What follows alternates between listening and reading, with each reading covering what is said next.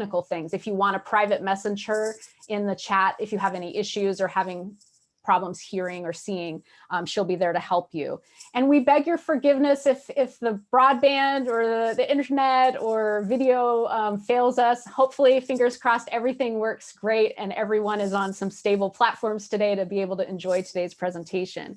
And now it is my great honor to introduce Kim Keating. Kim is the Chief People Officer at Conservation International, which, full disclosure, that's where I used to work and that's where we met. And as soon as I met Kim, I just knew she was a powerful human being. She's very kind, she's very compassionate, she's very talented. She built her own business. She's an entrepreneur, women-led company, and that business still exists. I mean, can you imagine you're the Chief People Officer of a huge environmental organization and the business you built still exists? Why? She mentored and supported men and women to run it. So it runs without her. I think that's just incredible. And I'm sure that is very rare in the entrepreneurial circle to build something that can actually run beyond you. And such a testament, multiple decades, I'm not just talking like 2 years ago she built it. So it's wonderful to have a Chief People Officer on the phone with us today and on the Zoom, because we're all in all of our organizations reckoning with diversity, equity, justice, and inclusion initiatives. We're trying to figure out how to incorporate decolonization and anti-oppression initiatives into our work. And we are all finding that there's so much to learn and there's so much to know and there's so much to transform within ourselves. So I think it's just perfect that Kim is our inaugural Planet Women Presents speaker. Planet Women Presents is all about building this informal community, giving you some good ideas, and hopefully you feel connected to each other and can follow up with each other. We'll definitely follow up with you, share the resources, we'll share the links to the reports that will be mentioned, we'll share the slides, and just give you some things to chew on. In a way that's bite-sized, doesn't overwhelm you, doesn't judge you if you don't know it yet. We're all learning. We're all on a spectrum. We're all on a journey together.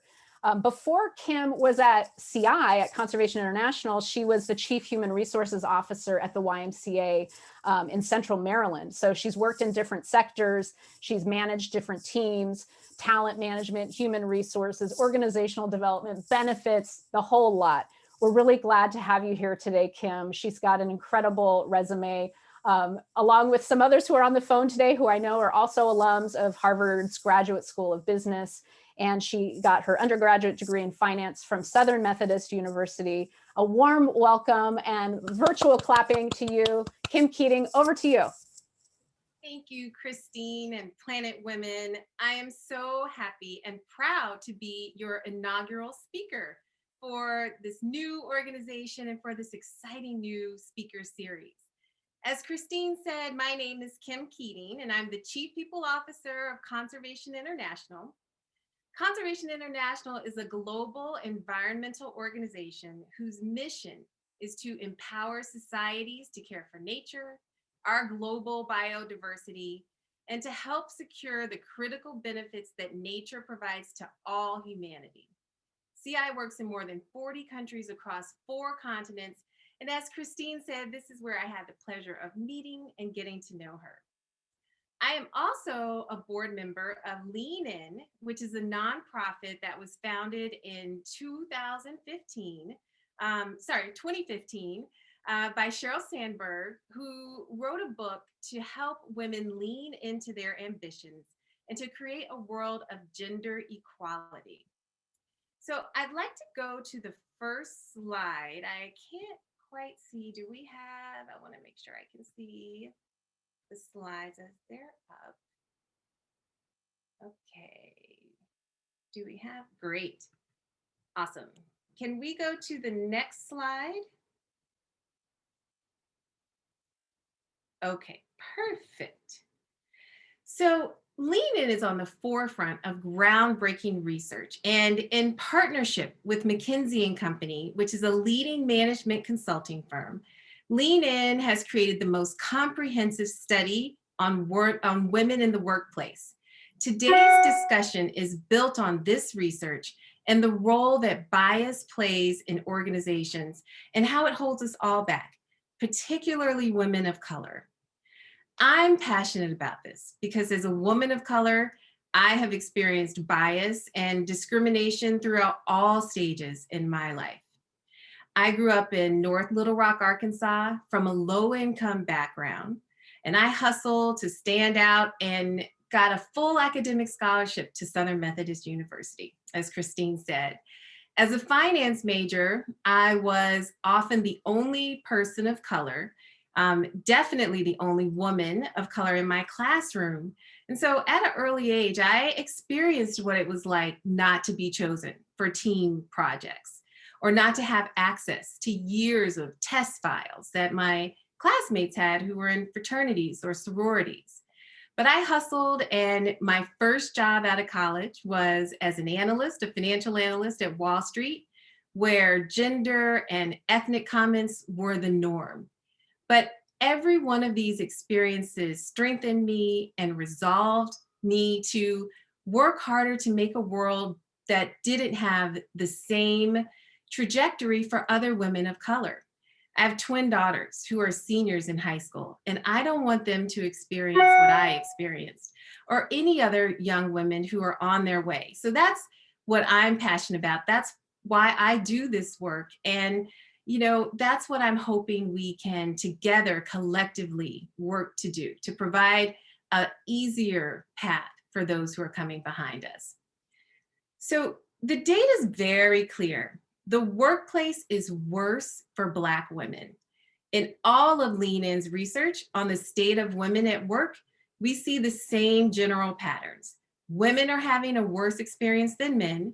Women of color are having a worse experience than white women. And Black women in particular are having the worst experience of all. We're going to spend some time digging into some of those experiences and providing ideas and suggestions on how and what to say in the moment to be a better ally. And finally, I will close with 5 actions that you can take to be a strong ally for Black women, but really for all women, because together, women with a capital W, just as you said, Christine, collectively, we have the power to make real and lasting change. So let's go to the next slide. Okay, so women face biases due to race, sexuality, and other aspects of their identity. Bias isn't limited to gender. People can also experience multiple biases due to their race, sexual orientation, disability, or other aspects, and the compounded discrimination that can be significantly greater than the sum of its parts. This is the concept of intersectionality. Compared with their colleagues of other races and ethnicities, Black women have always had the distinct and by and large worse experiences at work. They are promoted more slowly than other groups of employees and are significantly underrepresented in senior leadership. They're less likely than women of other races and ethnicities to say their managers advocate for new opportunities for them. And they have fewer interactions with senior leaders, which means they don't often get the good sponsorship and advocacy they need to advance. Given these challenges, it's not surprising that Black women are less likely than employees of other races to report that they do not have equal opportunity to advance at work. Now, we know this is particularly acute in conservation. A report called The State of Diversity in Environmental Organizations shows that while diversity has increased over time in environmental organizations, the gains have mostly gone to white women. And even though Green 2.0, which is an independent advocacy campaign to increase racial and ethnic diversity, says that things are looking up for people of color, there is a long road ahead before we have true representation, where leadership ranks have a critical mass of people of color, Indigenous peoples, and women. As such, we need more allies. We know allyship matters. Black women who have strong allies are more likely to be happy with their jobs, believe they have equal opportunity to advance, and feel like they can bring their whole selves to work. We also know white employees have most of the power in organizations. One of the most fundamental ways that they can use their power as allies is advocating for women of color. and challenging racism is a basic act of allyship. But even though most white people believe they are allies, only 40% have ever spoken out against racism at work. So I want to pause for a minute and just ask, how many of you have spoken out at work? Let's just see from the chat, because I can't really see the chat. Great, I see a few. Good. Good. Just trying to get a sense of how many people have started to do that. How many people are feeling that comfort? That's what we want to happen. More and more people speaking up. But it's not easy. And sometimes you don't know what to say. And so let's dig into a few examples to just unpack how you and all of us can advocate for each other. Let's go to the next slide. Okay, so this is a little icebreaker to get the juices flowing before we get into some real scenarios. And we have a wonderful poll here. So I'm gonna let you all, so Joanna, they just click on the poll, they can just click on the screen? Okay. Be able to click on the screen, and I'll share the results after Kim walks through them so you can see how the answers showed up. Okay, so as people are clicking, do you want me to tell them what the answer is? I go to next slide. Okay, do people have their answers in yet before we go to the next slide?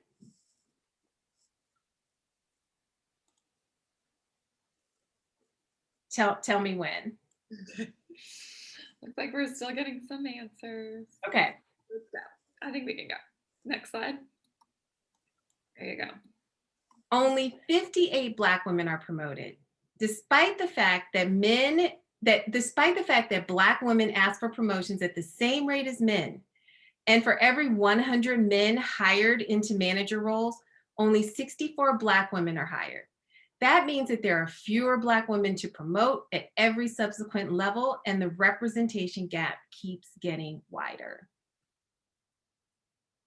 Let's do one more. Okay. I think we can go to the answer because they've already answered both questions. Okay. Yes, 50% more callbacks just because of the name change. Okay, great. So this is what I wanted to see. So for the result, look at that. Most people thought 8. Well, hey, it's not that bad. And in one study, let's see the answer. What did people say about callbacks? What percentage? 75% was the most popular. Oh, okay, 75%.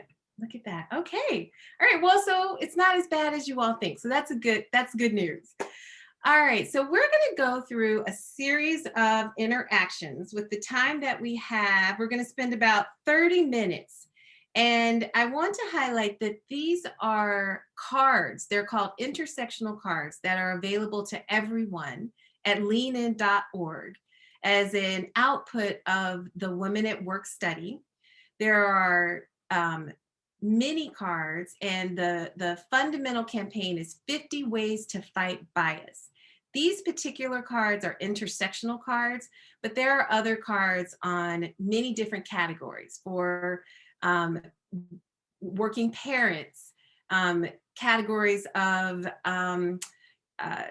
women in, I can't think of some of the other intersectional cards that they have, but please do check out the resources because there are lots and lots of different scenarios that they provide information on. So let's do the first one. What I'm going to do is just read the interaction, why it matters, and then I'm going to turn it over to the chat and take just a moment and ask people to respond via chat. Okay, so this first one. The day after a high-profile killing of a Black person by the police, co-workers are discussing the news, but nobody brings up this story. Why does this matter? The silence suggests that non-Black colleagues are not outraged at the injustice or that they aren't aware of the Black community's grief and trauma. Left unaddressed, these perceptions, accurate or not, can contribute to a workplace where Black employees feel like they don't belong. When a Black person is killed by police, it reminds all Black people of the violence that threatens their lives. It can make it hard to focus on work, and depression and anxiety can follow. So let me turn it over to the chat and ask, has anyone experienced this? And if so, can you share in the chat if you've ever experienced it, or if you said anything, or if this has ever been an issue in your workplace?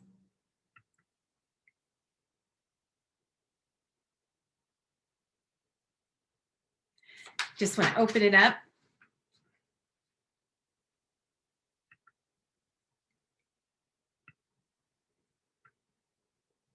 How would you respond in this situation?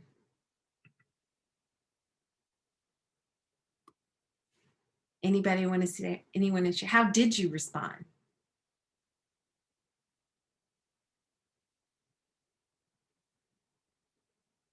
Yeah, I see some really great responses. A grief circle. I love that idea. Let's go to the next slide.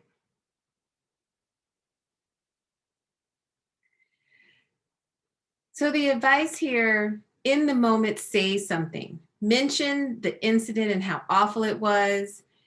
You know, this is an invitation to help create that safety and the acknowledgement that we're all humans and wanting to have this collective grieving experience. Love some of these suggestions. Setting up an equity task force, book group, absolutely, and definitely wanting to provide support. Really great. All right, let's go on to the next one. Okay. You're on a hiring committee and a colleague rules out a woman of color because she says not a good cultural fit. Why is this important? Evaluations of cultural fit tend to be subjective, and this can lead us to screen out people who aren't like us, which means we might miss qualified candidates and end up with less diverse teams. Plus, it means that someone who is talented might lose out on the opportunity. So I want to ask, what kind of bias is this? Has anyone ever experienced it? Yes, affinity bias, absolutely. We can all have affinity bias. Has anyone ever experienced it? And if so, what did they do? How did they speak out?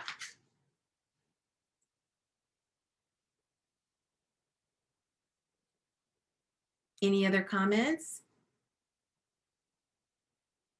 Has anyone ever experienced this as part of a committee?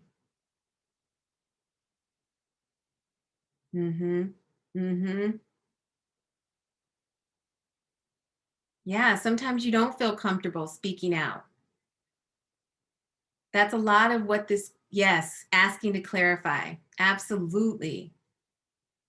Let's go on to the next slide. Some of the things that we see in the chat are absolutely right. Ask to be more specific. Not assuming that different is bad, but in fact could be really powerful and beneficial. Some of the work that we continue to do at Conservation International is to address some of these issues at the systemic level, and that is having more standardized approach to hiring, to create behavioral questions to minimize the subjectivity, to have a standardized process. We know that you have to address issues around diversity, equity, and inclusion at multiple levels, at the systemic level, at the cultural level, and at the individual level. So we're really trying to attack it at all three levels. And but we know that individually, if individuals aren't committed to changing their behavior, raising their awareness, we are going to have a much longer time really trying to move the dial with inclusivity and creating a welcoming culture. Yeah. Great. Okay, let's go on to the next one. Your manager suggests having a powwow. Why does this matter?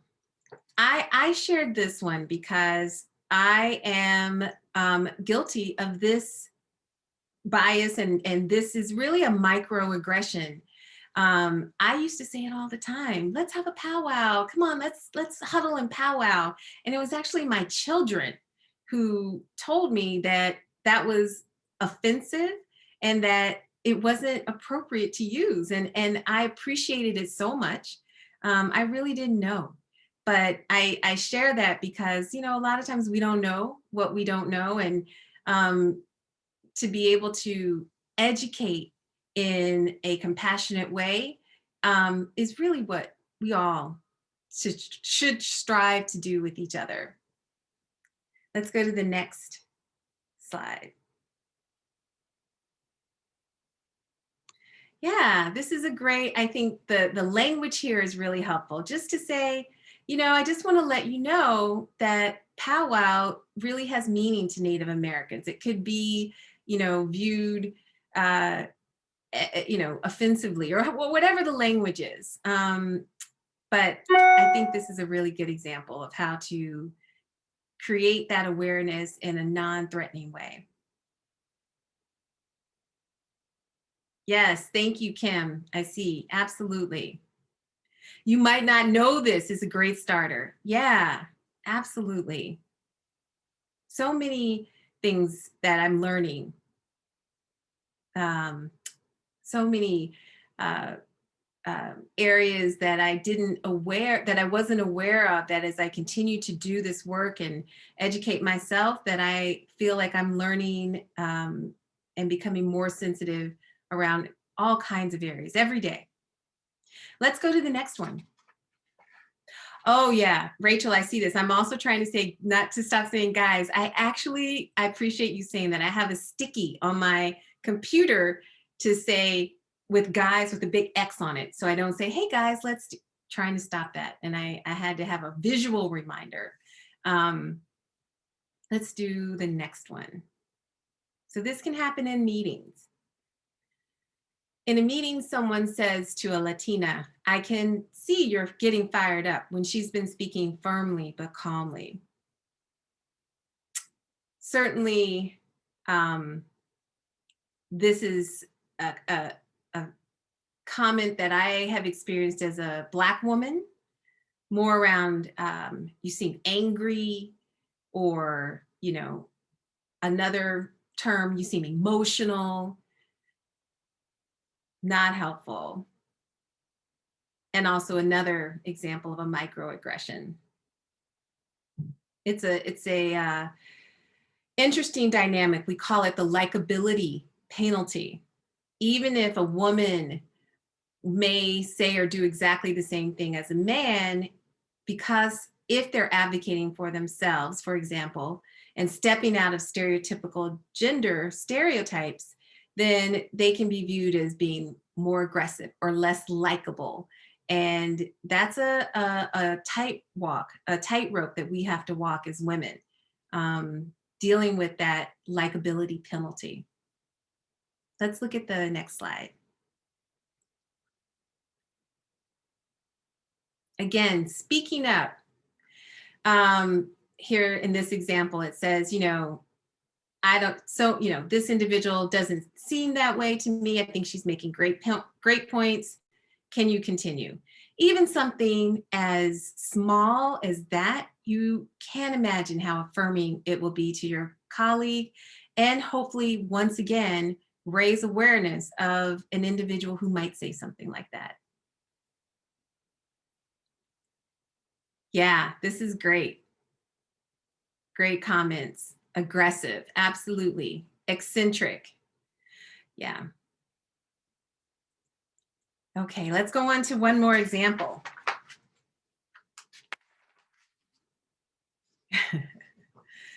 Yeah. After interviewing a Black woman, a coworker expresses surprise over how articulate she sounded. Comments like these may sound compliments, but they definitely are not. I can't tell you how many times after graduating from business school, working in management consulting, 3, 4 times a month, depending on the particular project, comments around, your analytical skills are so strong. Where did you go to school? Or questioning my analytical ability, to the point that, you want to say, well, are you questioning my colleague? We went to the same school, we had the same background. But it's this kind of microaggression that over time can have a real negative impact on your own sense of self.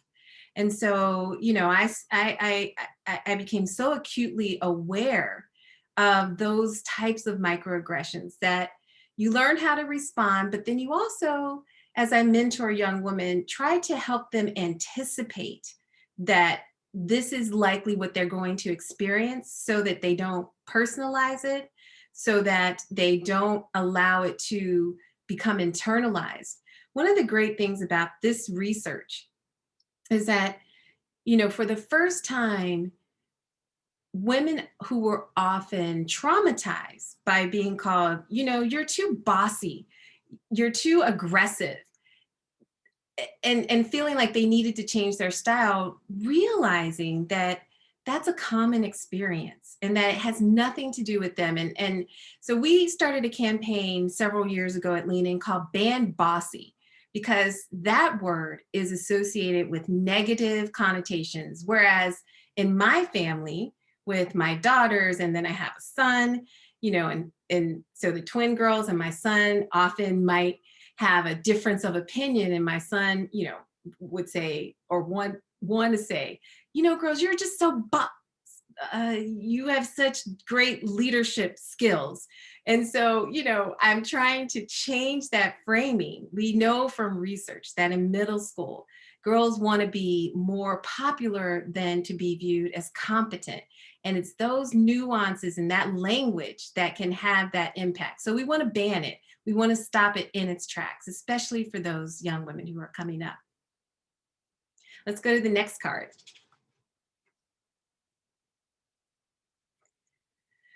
Yeah, I love this. And I challenge someone who's in that meeting to say, why wouldn't you expect her to be articulate?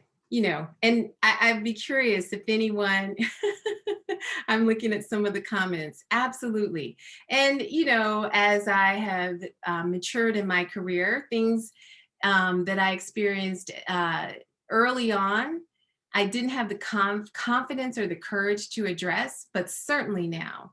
I don't get nearly that amount of you don't see it. At this point, I don't have those kinds of comments, but I still see it. And am always there to challenge. Why wouldn't she be articulate? Why wouldn't she have great analytical skills?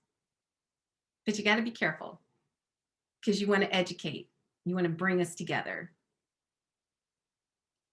Yeah, this is rooted in performance bias.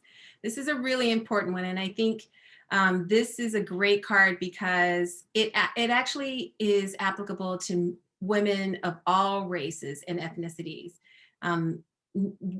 Their promotability is based more on their past performance, whereas with men, it's based on their potential, their future performance. So these are, again, dynamics that exist in the workplace and manifest in many different ways. Yeah, I love the comments. Let's go to the next card.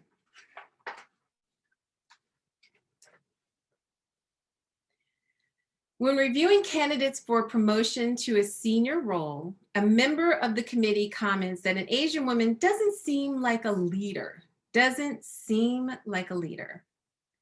So this kind of statement, particularly when it's not supported by evidence, is one that we have to recognize as soon as a comment like that is spoken. It's not based on data, it's completely subjective, and it's also based on observable behavior that is really based on the perception and experience of the individual who's making that comment. It doesn't have any place in something like an evaluation committee. Yeah. Has anyone ever experienced this? Or if so, has anyone ever been in a situation where something like this has happened and you've spoken up? Mm-hmm. Mm-hmm. Yeah, it's great. Great comments. Let's go to the next card.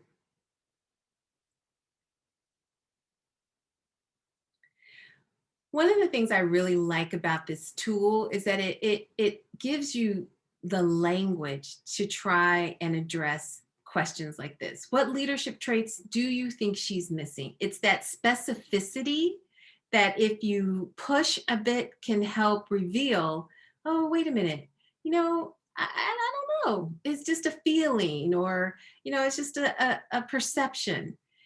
And that's when you start to peel the onion and get to, well, maybe that is not an accurate statement. Perceptions that are ventured into a conversation can often seem like that's actually the fact, and that's not the case at all.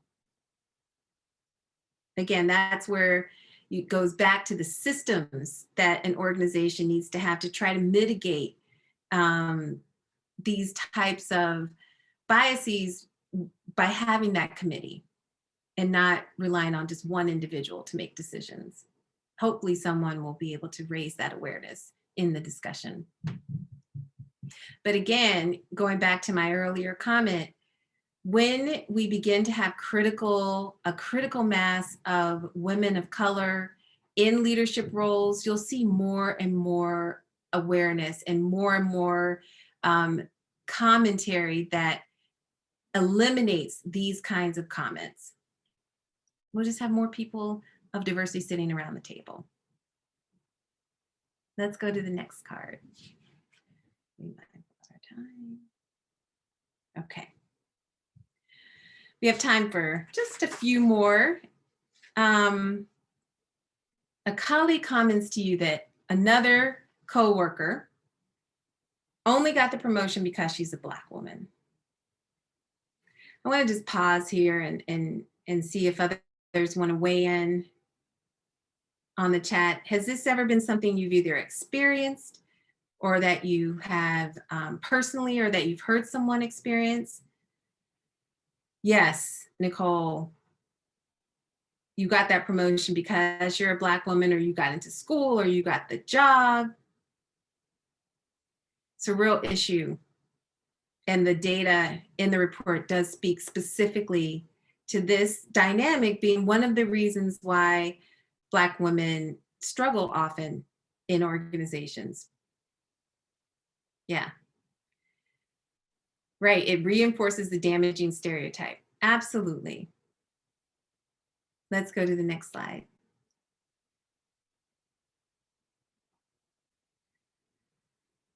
Yeah.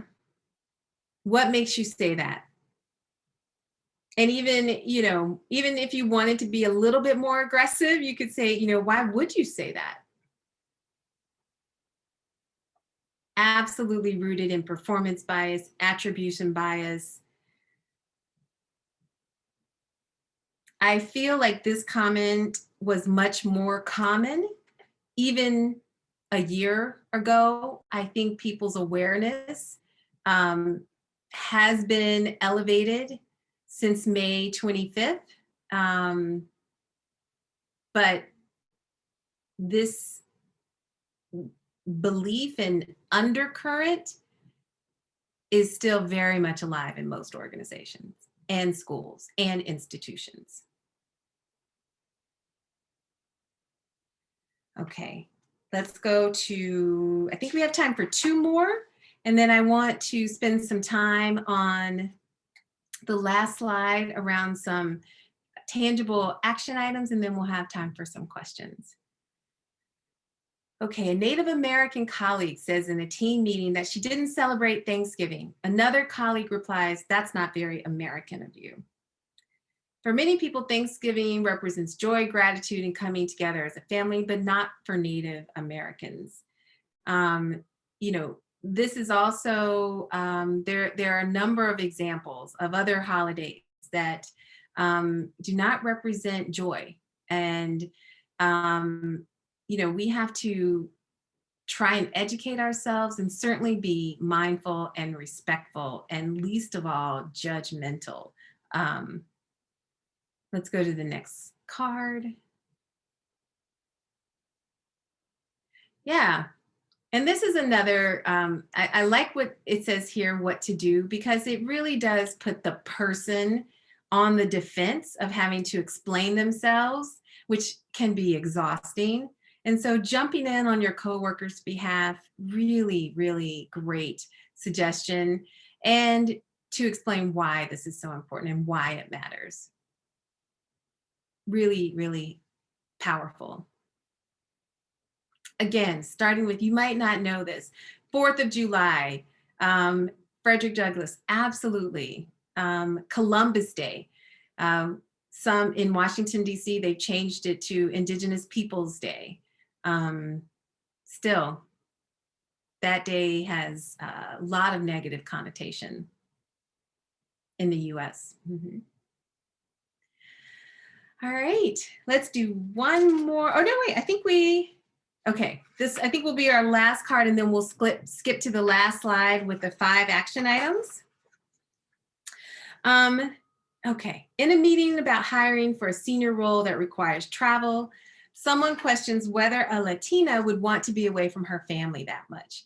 I think you could substitute in this example, Latina, you could substitute, any woman. Someone questions whether a mom would want to be away from her family that much. And as I mentioned before, there are other cards specifically tied to experiences of mother. We know experiences of mothers. We know that pregnancy discrimination is a real thing. We also know that women have a different level of bias who choose to start families in an organization. And so there's a lot of resources and information about that as well. So this is a great example. It's based on an assumption. What we know and the data shows, which is a little bit surprising, that men and women who choose to start families in an organization are equally devoted to having a career. So one might think, oh, if we were to survey men or women, the women are more likely to want to leave the workforce to start their family or raise their family. That's not the case. It's actually the same amount of desire to stay in the workforce for men and women once they start a family. So there's no basis for assuming that a mom would not want to do a particular job or a particular role. Let's go to the next slide. Yeah, again, what makes you think that? Absolutely, across the board stereotype that working parents, particularly women, aren't going to be as dedicated to their career. And that's a common bias that we have to just nip it in its bud. Absolutely. Okay, so let's go to the last few slides. The last slide, actually.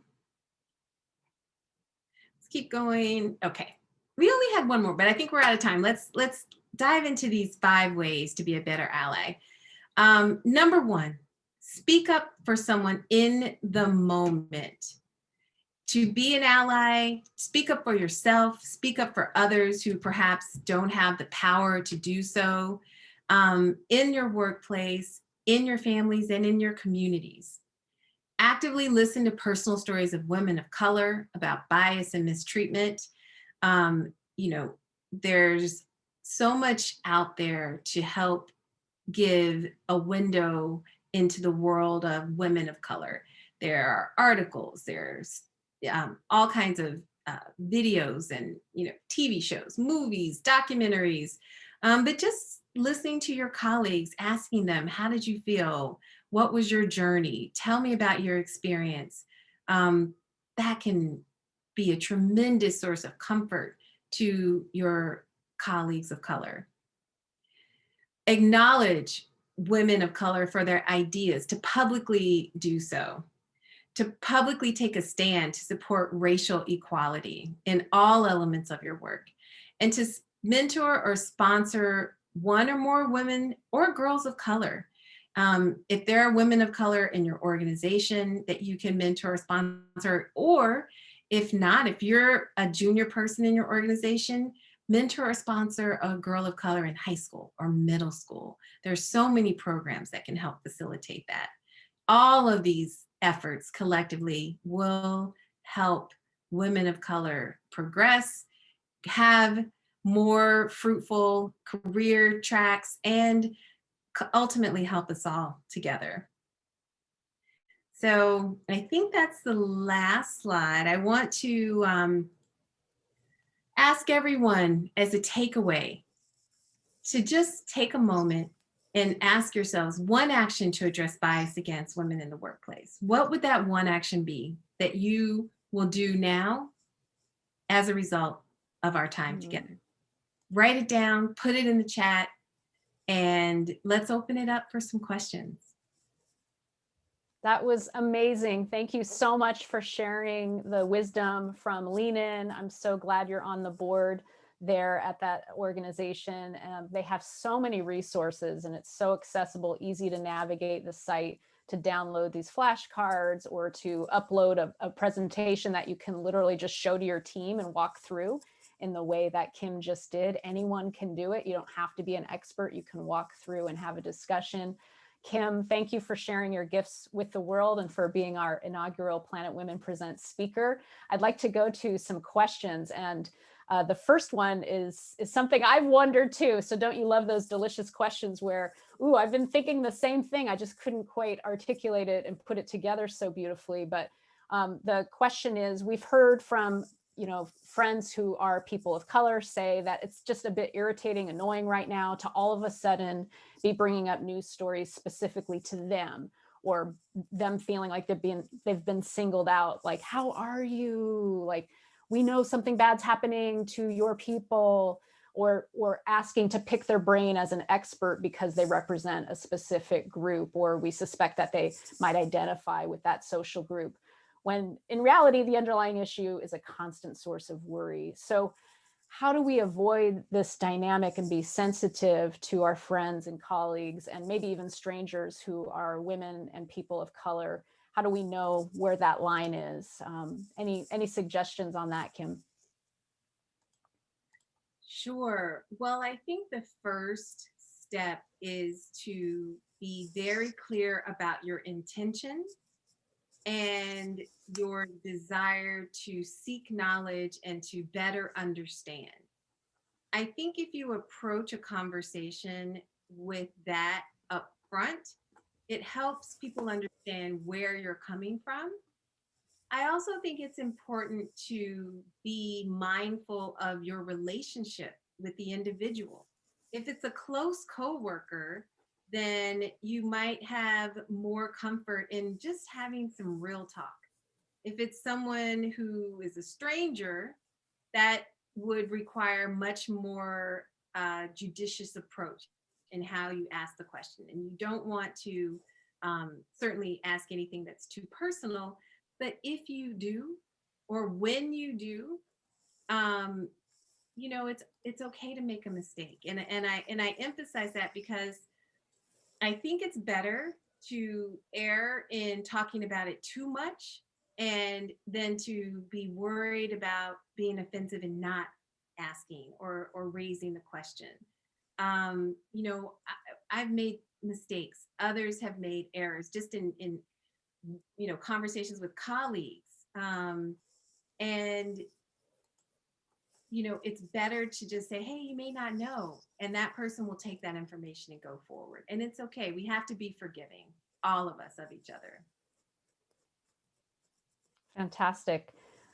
Another question that I think is on everyone's mind as we're mostly all working remotely is, what are some best practices for being an active ally when we're in these virtual spaces on email and Zoom chats and Teams and Blue Jeans or whatever your platform might be? Since we're no longer in person face-to-face, are there some best practices for being an active ally?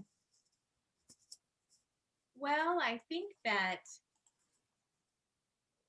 if there's a way to leverage the virtual platform to help, would be ideal.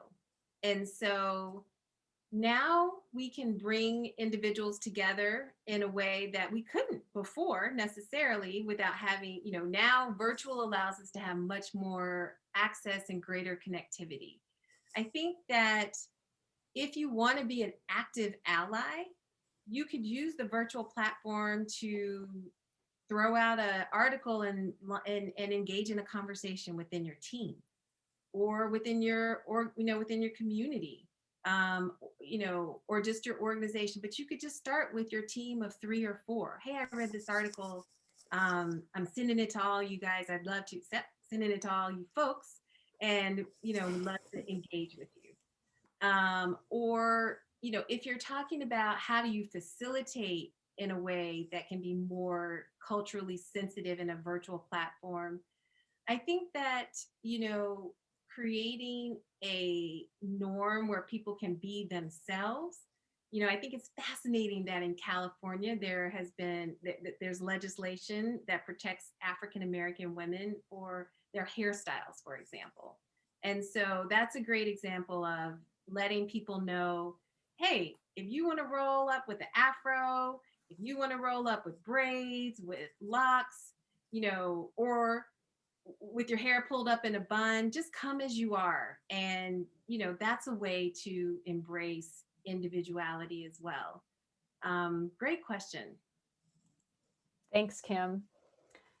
Now this one, we hear a lot at Planet Women.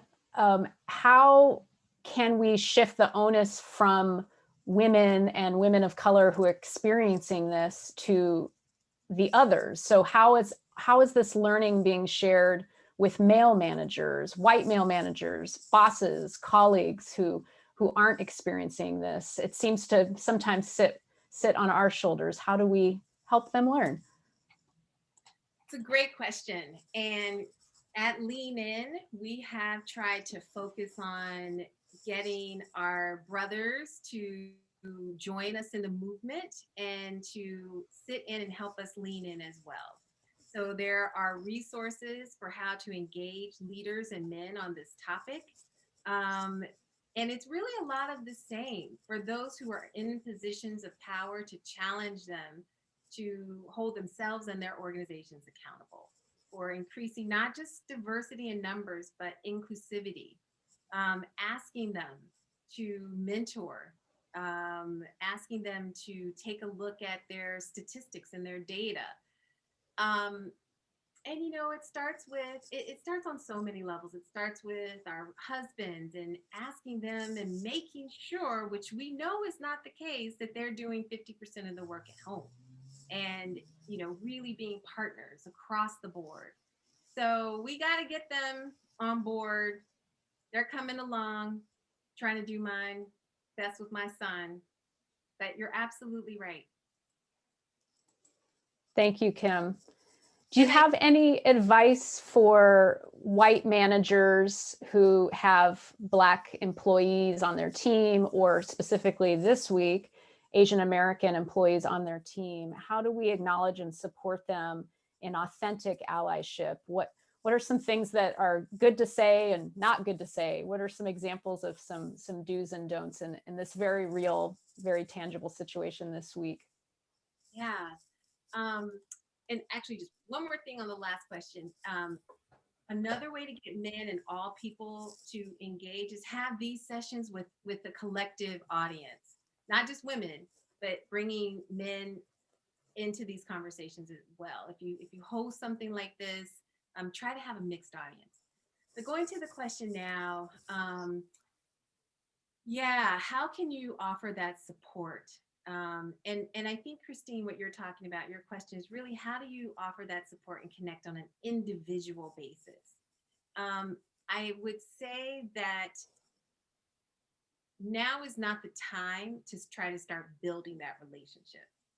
I think if you don't already have a relationship, a way to show your solidarity and support is to acknowledge what's happening in the workplace, acknowledge your own vulnerability, your feelings, and to be a role model in offering your experience to the group, not requiring or asking for anyone else to participate, but for you to be a leader in creating that space.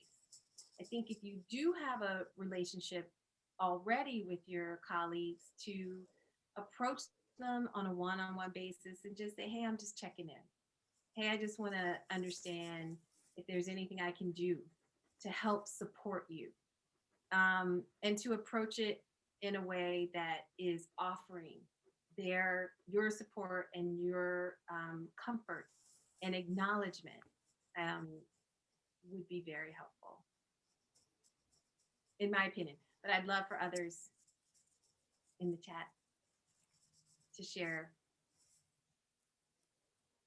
What do we do, Kim? I think this is especially for white women when we make a mistake.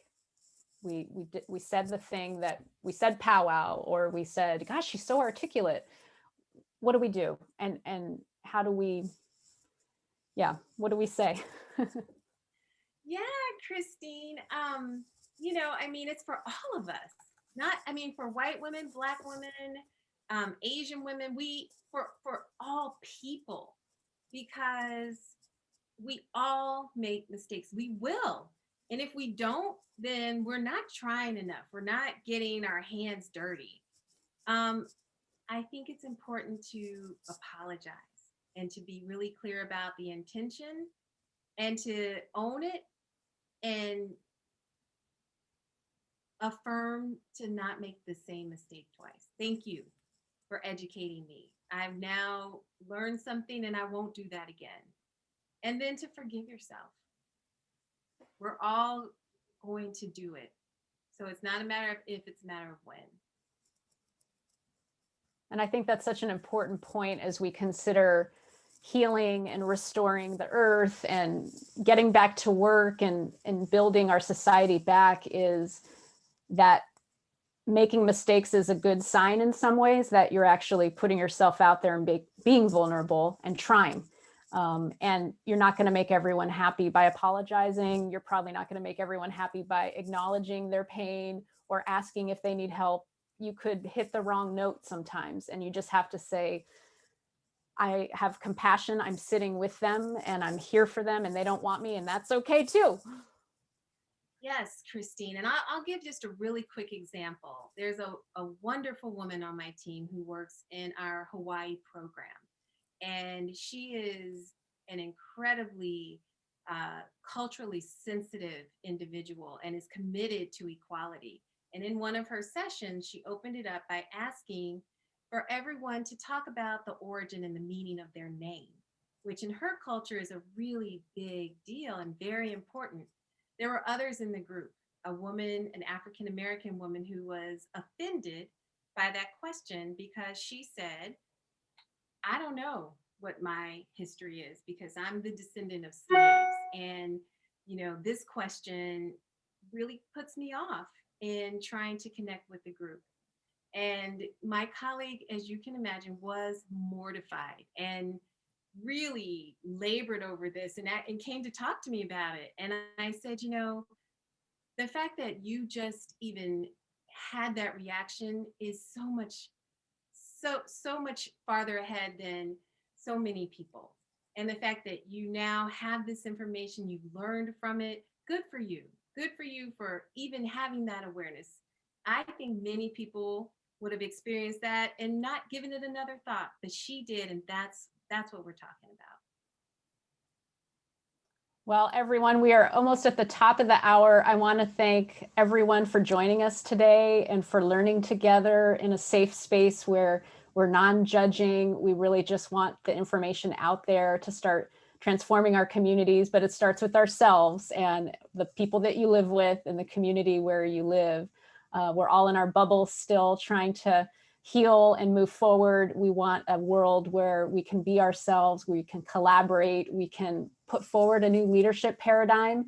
A number of people on this call are leaders. There are people on this call who want to be leaders, and we all need to help each other to get there. So we look forward to partnering with all of you, to learning from you, and to basically supporting each other. That's the key to success as we heal and as we chart a new course forward for a world where we're on equal footing, where we don't have to have these conversations because it's so obvious that we need all diversity, all backgrounds, all skill sets, all talents, all kinds of people, introverts, extroverts, Black, white, and on and on. So thank you for being here today. If you have further questions, feel free to contact us. Many of you heard from either myself or from Sela, so just email us if you have thoughts or suggestions or questions. Our next speaker is on Earth Day, as it turns out, and that will be our board member, Paulina Arroyo, who will be speaking about leadership in Latin America. Thank you so much, Kim, for being our first. You were incredible. You're a natural. You're so good, so good, so good. But of course she's good. Why would I say that? Of course she's good. So thank you, everyone. Go out and be well. I hope you're healthy and safe, and I love you all. And thank you again. Thank you. Thanks, everyone. Great to see you. Ooh, it's so hard to read the chat. It's so fast. Look at that. So fun.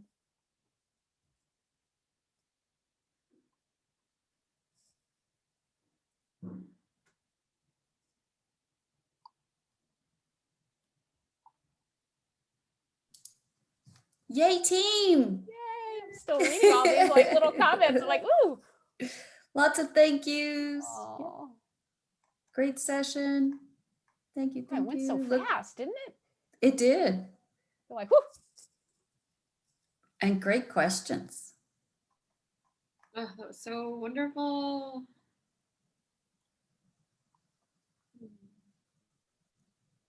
It's like reading a yearbook or something. Have a great summer. Stay sweet. See you next year. See you next chat. Should we stop recording? This concludes our recording.